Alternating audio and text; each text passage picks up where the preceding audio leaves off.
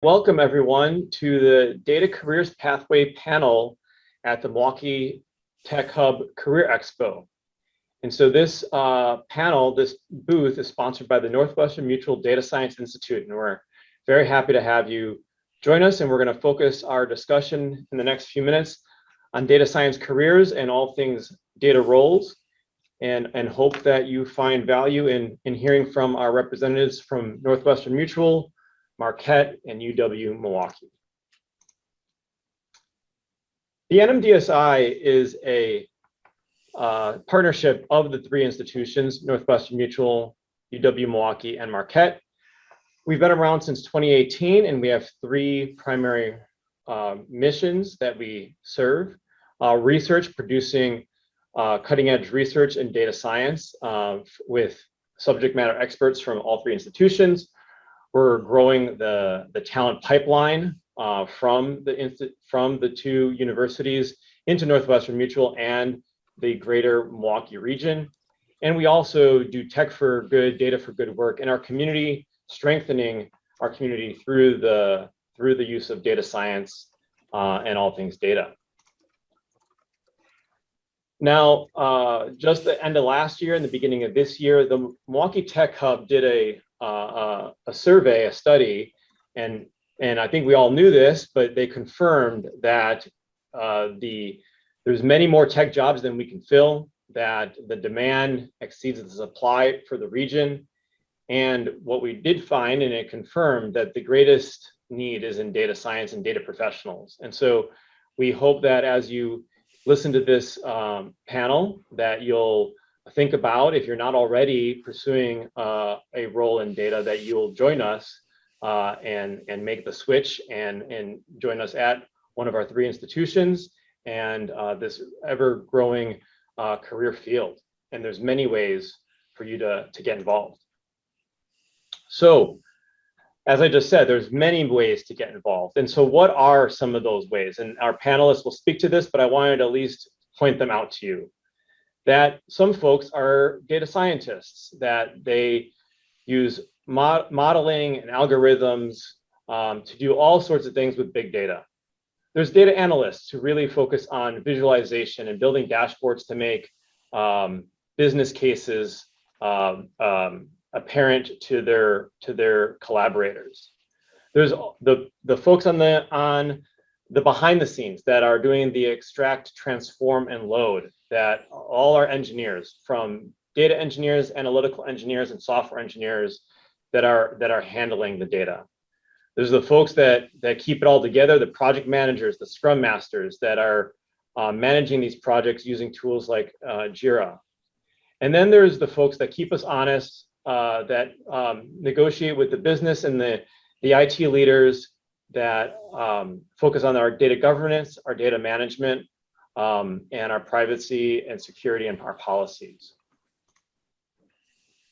We created this quick graphic here just to show you, referencing that last slide, of how they all work together.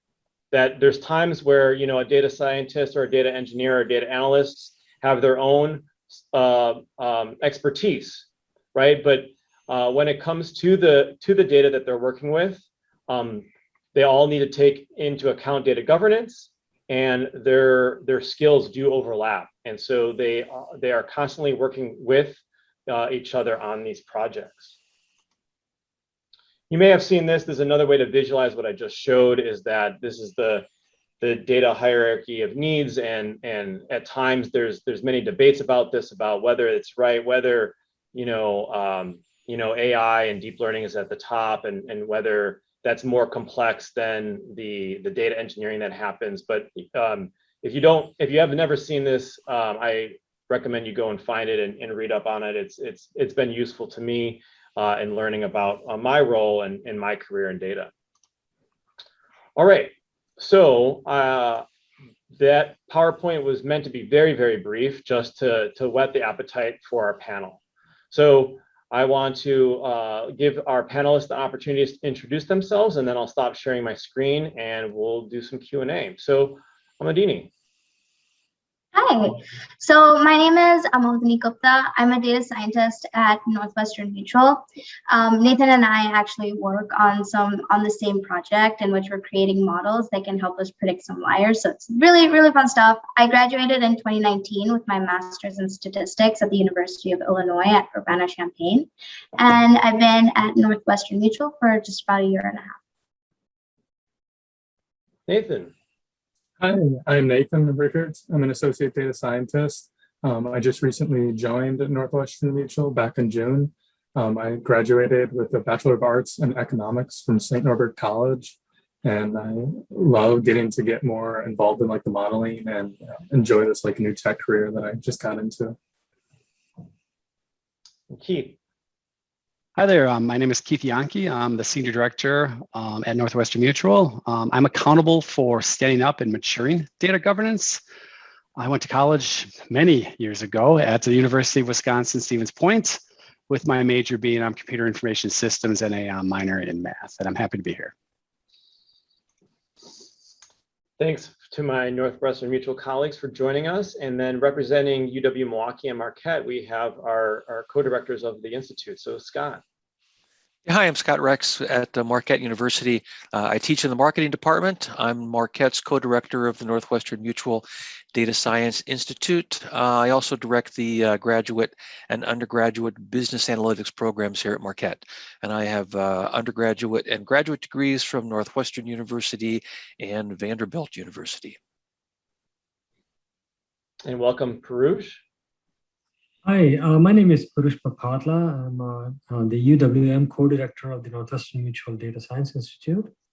I'm also a professor of marketing at the University of Wisconsin-Milwaukee. I have a PhD from Northwestern University's Kellogg School of Management. Before that, I have a master's in industrial engineering from the University of Illinois, Chicago. And building on what Keith said many years ago, I got an undergrad in mechanical engineering from India. So my background is quite varied. I'm really happy to be here. And I didn't introduce myself. My name is Mark Zakar. I'm a project manager at Northwestern Mutual in our data organization. I've had many hats in my career. I have my master's in education from the University of Maryland, Baltimore County, and was a teacher for a while. And I started my career as a chemical engineer from the Illinois Institute of Technology. So very, very happy to have my 5 colleagues here to help whet your appetite to all things data. So I'm going to stop screen sharing now and bring everyone up on screen. And so now we're going to go into, I have 5 questions here, and we're going to start with those and see where we end up. So let's just lay it all out on a data project. Amandini, so if your team was considering a project, what would they discuss as an elevator pitch for a project, for a data-driven project? What would they discuss in terms of data sets, tooling, solution, and is it disciplinary at that point? Can you help us? Can you pitch me on a data project? Well, so I'm gonna make a case for what a data-driven project really is instead of pitching you one, because I'm not smart enough to come up with one on the spot right now. So I'm gonna go ahead and talk about what a data-driven project is, and it is really what it sounds like, right? It's a project in which the decisions that are made are based on evidence provided by data. And there's a lot of ways that a project can be data-driven, right? So it can be anywhere from business analytics to predictive modeling. Like you can look at trend lines to creating models that directly make a decision without human intervention. And honestly, any level of testing. So you can add A/B testing on a website to see what feature does well, what feature doesn't do well. Maybe it's good enough to roll out to everybody. So those kinds of things are typically data-driven projects. It can also be like working with customers to obtain feedback that can help inform about what other features can be used. So all this is to say, all the information that we infer from data that is gathered is being used to make those decisions. Now, these decisions aren't being made in a vacuum because data doesn't exist or mean anything without context. So all the technical people, Mark, that you listed out, you have data scientists, data analytics, data engineers, other technical people in the technical field, including a number of engineers, like all of us can crunch numbers, but none of it really will mean, it won't mean anything if it doesn't have appropriate context. So this is really where subject matter experts come in, and this is the interdisciplinary part of what you were talking about. So the data contains just so much information, and it can be processed in so many different ways that without these subject matter experts, we won't be able to provide the information that business needs to improve, if that makes sense. It's really circular.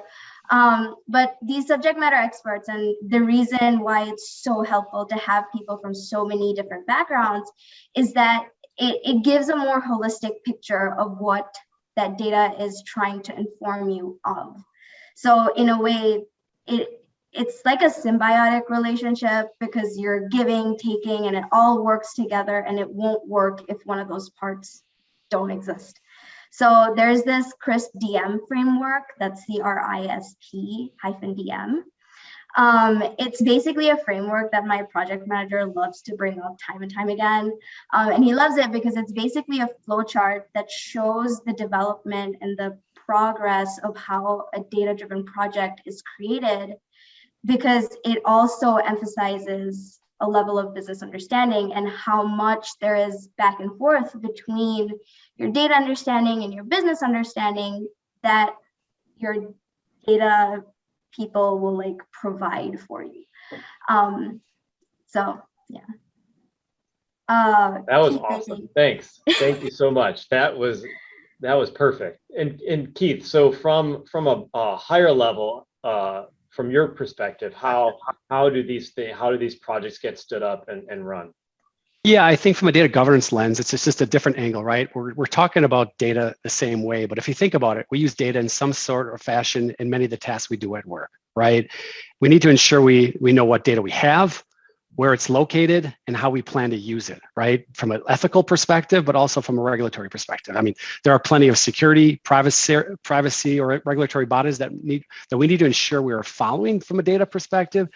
It is our job to make sure we ensure that all that happens by partnering with the business and IT perspective. So we don't necessarily drive insights like Amadini was referring to. Our job is to ensure that the insights that are being provided are following from a regulatory perspective, that we have the ability to leverage that data in such a way to be able to do something with it. Because there are certain scenarios that we cannot use that data for marketing purposes if it's related to HIPAA type data, right? So marketing obviously wants the more data to be able to make informed decisions, to grow their market base, improve customer satisfaction. But there's certain use cases that we cannot use that data for. So we need to make sure that we keep everybody honest. We have the data cataloged, we understand intent, we understand where it's located, and how secure we need to make that data in order for us to all coexist within this place. So we have strong partnerships with a lot of areas within Amadina's area, as well as other areas within the data organization, to ensure that we're doing what's right, what's ethical, and what's best for Northwestern Mutual, as well as for our consumers as well. And I want to give the opportunity to one of our co-directors to step in from an academic, from a research perspective. Are those things that Amadini and Keith mentioned, are they similar, or how are they different from an academic? Sorry, I didn't prep you for that, but I thought that would be a valuable perspective to add. I think that they're just terrific points. In fact, I was thinking about the points made by both Amadini and Keith. They're so relevant to what we are actually trying to do today at the universities after the institute was launched. Our vision and belief all along was that, as Amadini said, data does not exist in a vacuum, and data needs people to look at it from multiple lenses, right? Because it's being generated by multiple things. So no one individual can come to data and say that this is what the data is telling you. It needs a team of people to look at the data from different points of view, and all those points of view have to be integrated in order to come up with what it most likely is saying, right? That's the only way you can uncover the truth in data. if you want to use it for something. So that's a very relevant point. And the other point that I want to make, going back to what Keith said, is that it's absolutely important today, particularly with the amount of data that we are generating, that we use the data ethically, right? Otherwise, it's kind of evolving to be a Wild West, right? So there's no regulatory framework as yet that can manage the massive amounts of data that's being spewed out. So I think both of those are really important points, and both of those are points and areas that academics around the country and in fact the world are working on today, in order to make sure that this whole field of data science becomes one that advances humanity and welfare rather than becoming detrimental. So I think they're very relevant points.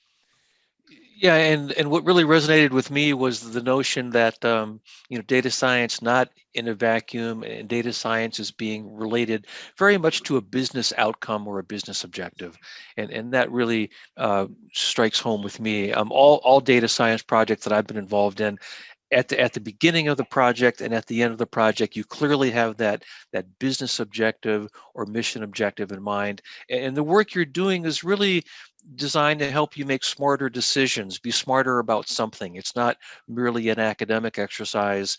It's really in the context of making better and smarter decisions. And that's really where that CRISP DM framework comes into mind. Business at the beginning, business at the end, or outcomes at the end, and that data science in the middle helps you do both of those.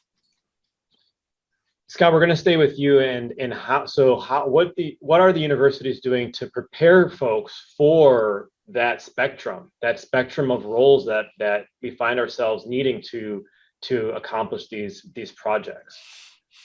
Yeah, I think at colleges and universities, you'll find data science courses, data science majors.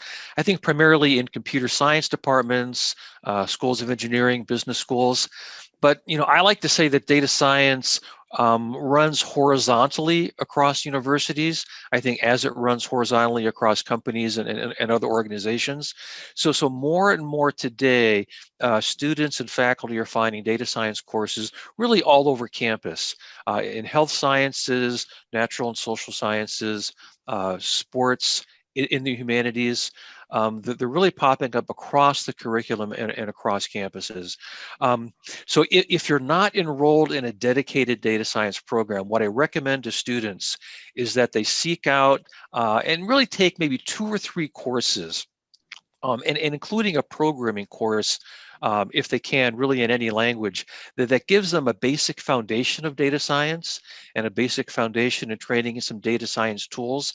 And what that will do is especially help them become better equipped and better as a student and later as a business person in analyzing the data that you're going to be immersed in, really in whatever your field of study happens to be.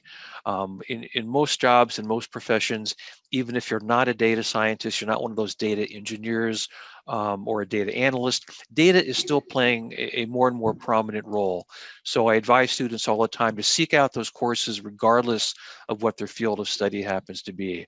And if you haven't attended or don't plan to attend a traditional college or university, there are still lots and lots of great online data science courses that can still give you all the basic tools that you need to help land that first data science position. So that's probably the biggest advice I can give, and the biggest kind of lay of the land I can give as far as where data science resides here in the academic community. Prush, did you want to provide any perspective from UW-Milwaukee on how you're preparing students for roles and how the university has pivoted or added programs as you've worked with NMDSI? Oh, I would love to, Mark. Actually, I want to build on the points that Scott made and the points that we have been talking about so far about how data literally spans everything that we do today.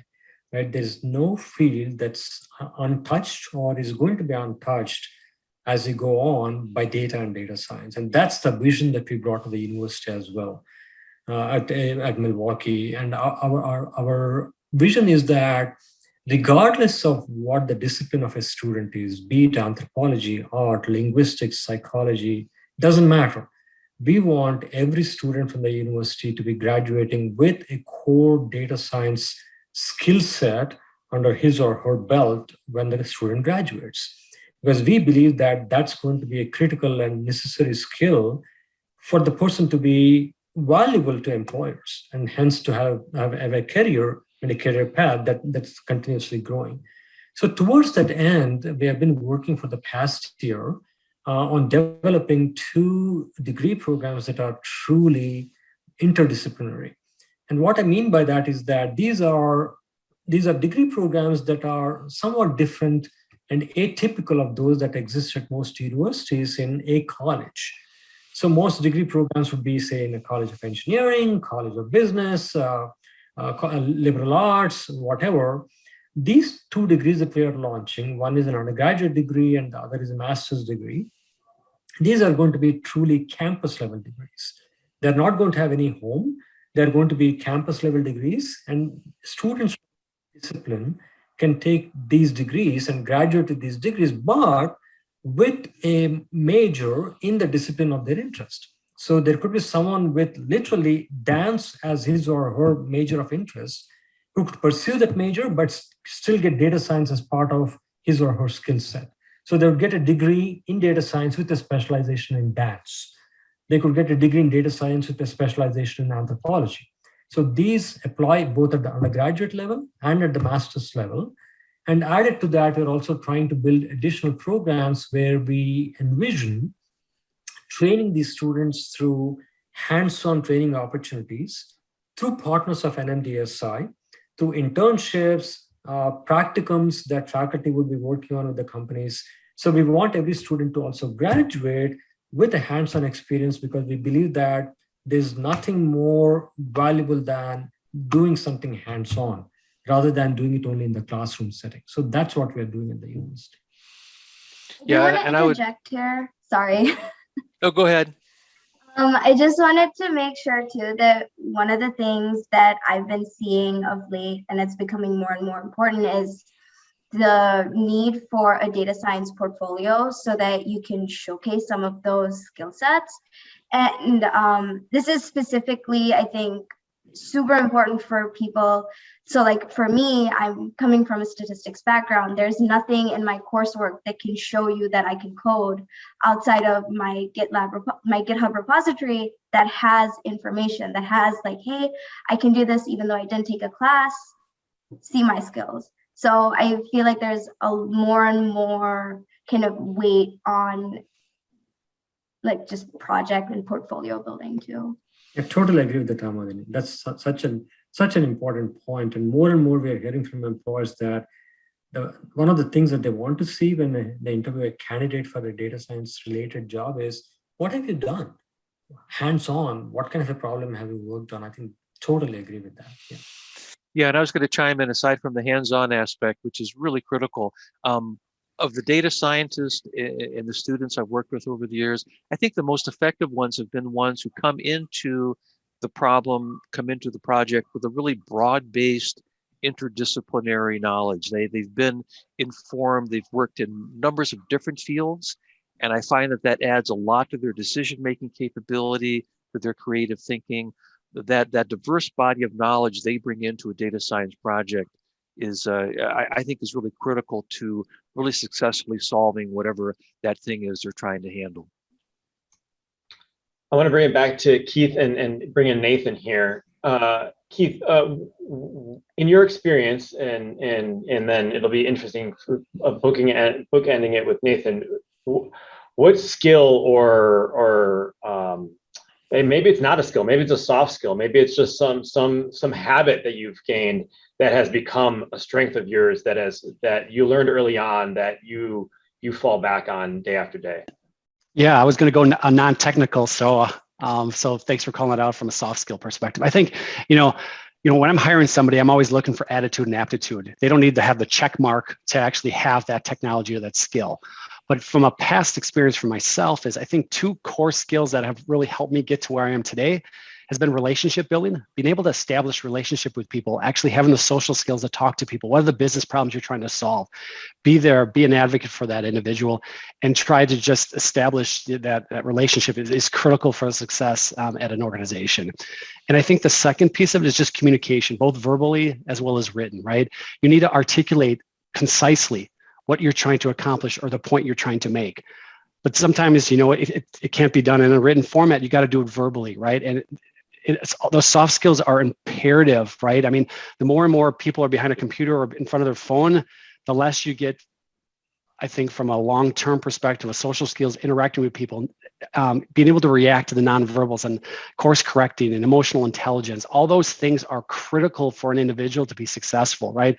I mean, in the data science world specifically, right, the triangle, you can have the technical skills, but if you don't have the ability to actually establish a relationship with the business or have the conversation with the business, you're not going to be successful. And that model is not going to be well received or even turned into production and used, right? So those are things, I guess, from my perspective that from a data, whether it's a governance, analytics, or just data management perspective, have served me well in my past experience. And I'm hoping that, other people will not only focus on the technical side of the fence, but the non-technical is just as important as the technical. And then Nathan, from just starting, what have you fallen back on and been using day in and day out as you start your career? Yeah, I would say like learning some of like the basic tools that help like an enterprise function. And so on a technical side, like SQL, knowing how to just pull data in from data tables and know how to work with it in that environment. Git version control, that was something that I had not exposure to at all before joining Northwestern Mutual. And so that was something that it's starting to really take a while for me even to grasp and learn. And then like Anaconda and like package managers, getting familiarity with how to work with those in more of like a production environment, I would say, are one of the big things that I've learned when I first started of how to like transition from like an academic side of doing data work to more of a professional side. We're nearing the end of our time. So I think I was going to start with the universities, but open to anyone. Where do you think this field is going in the next 5 years? Some would say it's old, some would say it's young, but how do we, as you think about data science, AI, machine learning, and the way that the media picks it up or not, where is the field going in the next 5 years? What's on the horizon? So I personally think that one of the things that AI and ML has only just started addressing is the problem of bias, which is where Keith comes in and helps us because he's on data governance, and a lot of bias is coming from data. And there's a lot of work that can be done even on the data scientist's part, on the data analyst's part, to make sure that the data the information that is conveyed is correct and any decisions that are being made based on that information is fair. And there's so much more that can be said on that. So I'm going to leave it at that. But I think that's the next big step that AI and ML needs to take. I think I can build on that in a slightly different way, and I'll connect it back to your point, Awad, in the following sense. Where I see the field going is that, going back to a point that I made earlier, data and data science are going to literally span every aspect of life, purely because the amount of data being generated is just growing exponentially every minute. There's nothing that we use today, touch today, see today, or even talk through today that does not generate data. I'm talking to all of you, you're talking to all of us, we're recording this, that's data, right? And think about the interactions that are going on the internet, right? On the social media apps. Literally, there are some measures that say that every day about 1 or 3 billion pickup trucks of data, if they're filled with books, is being generated. So think about all that data and all the insights and truth that it can generate if it can be mined, right? So data science is going to head in the direction of building the capability of sifting through massive amounts of data. That's one thing that I see happening. But coming along with that is the responsibility of using the data responsibly, right? So in parallel to that, ethical use of data is also going to grow. But more technically, what I see happening is that the fields of AI and ML are themselves going to become more intelligent. And what I mean by that is that AI and ML are going to be picking up pace, and you're going to see machines that learn how to learn. So today we have machine learning. We are teaching them how to learn, but we're going to come to a point where machines themselves are learning how to learn, and we're going to build that into machines. So the field itself is going to see enormous methodological advantages purely because of the pressure of the amount of data being generated. And parallel to that, we're going to see more use of data in every field, and we're going to see an increase in the value and importance given to ethics. Those are the big trends that I see happening. And I think to pick up on those threads of more data and smarter AI, one trend that I see is an evolution away from the strict data scientist to what some people are calling the citizen data scientists. As platforms become smarter and more self-service, a lot of organizations are hiring and training analysts and other non-data scientists to handle a lot of data science capabilities. And I think here at the university, that means that it's incumbent upon us to, as Purusha said, to make sure that everyone in all disciplines are trained at least a little on data science, how to interpret, how to visualize, how to make sense of it, because more and more these smarter AI programs and smarter software, they're pushing a lot of capabilities down to the manager level. And many organizations are allowing those managers to make some smart data-driven decisions. And we have to make sure that those decisions are, smart, ethical, good data science decisions. Yeah, and I think from a trend perspective also to think about it, right? There's the ethical use of the data, but then there's the privacy lens as well, right? So there's lots of privacy regulations that are coming out, right? California already has CCPA in flight, that's already on the books, and then CPRA coming shortly, 2023.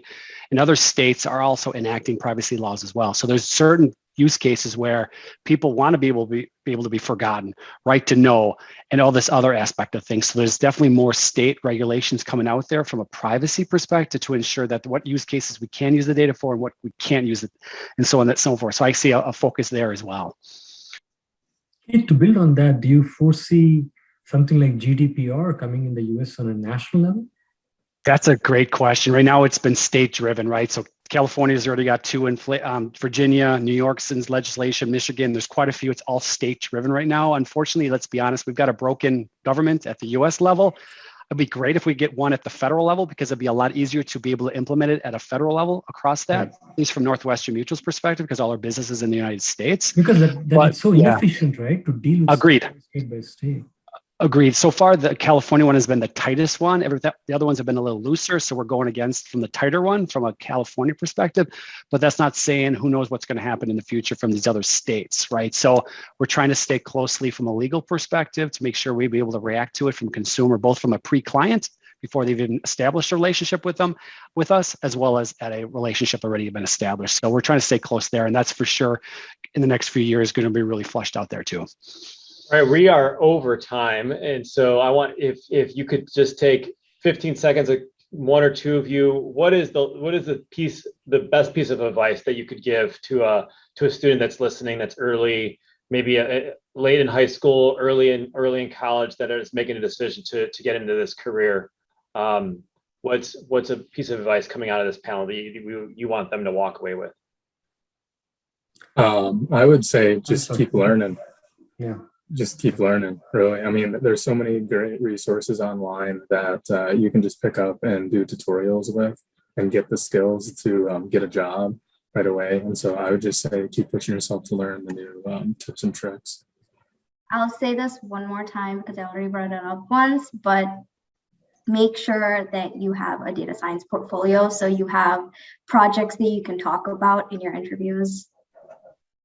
And I would say real quickly, don't forget the non-technical skills as well, right? real important for you to be successful.